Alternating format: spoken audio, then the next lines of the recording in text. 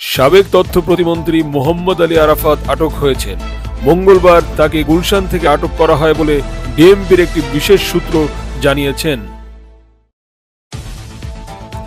সাম্প্রতিক বৈষম্য বিরোধী ছাত্র আন্দোলন চলাকালে কবি নজরুল সরকারি কলেজের শিক্ষার্থী মোহাম্মদ তহিদুল ইসলাম নিহতের ঘটনায় সাবেক প্রধানমন্ত্রী শেখ হাসিনা সহ অন্য ৪৭ জনের সঙ্গে মোহাম্মদ আলী আরাফাতও আসামি।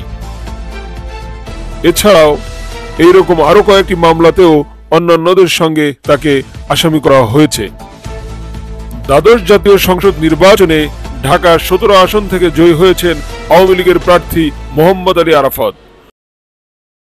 অনেকটা প্রতিদ্বন্দ্বিতা ছাড়াই নৌকার প্রার্থী হিসেবে জয়ী হন তিনি। পরে তিনি শেখ হাসিনার নতুন মন্ত্রিসভায়ও প্রতিমন্ত্রী হিসেবে শপথ নেন। গত ৫ আগস্ট শেখ হাসিনা দেশ ছাড়ার পর সাবেক এই প্রতিমন্ত্রীকে জনসম্মুখে দেখা যায়নি। তিনি কোথায় আছেন সে সম্পর্কেও কোনো তথ্য পাওয়া যায়নি। আরাফাত ঢাকার ফরাসি দূতাবাসে লুকিয়ে রয়েছেন গত ১৪ আগস্ট এমন তথ্য সামাজিক যোগাযোগ মাধ্যমে ছড়িয়ে পড়ে। পরে এ বিষয়ে ফ্রান্স দূতাবাস জানায় সাবেক প্রতিমন্ত্রী মোহাম্মদ এ আরাফাত ফরাসি দূতাবাসে লুকিয়ে আছেন। এটি সম্পূর্ণ মিথ্যা। আরাফাত দীর্ঘদিন ধরে আওয়ামী লীগের একজন থিঙ্ক ট্যাঙ্ক হিসেবে কাজ করেছেন। তিনি ২০২২ সালের ডিসেম্বরে আওয়ামী লীগের কেন্দ্রীয় কার্যনির্বাহী কমিটির সদস্য হন। গত ১২ আগস্ট মোহাম্মদ আলী আরাফাত তার স্ত্রী ও তাদের মালিকানাধীন ব্যবসা প্রতিষ্ঠানের ব্যাংক হিসাব লেনদেন স্থগিত করার আদেশ দেয় বাংলাদেশ ব্যাংক আর্থিক গোয়েন্দা বিভাগ। সব ব্যাংক ও আর্থিক প্রতিষ্ঠানের কাছে এ নির্দেশনা পাঠানো হয়।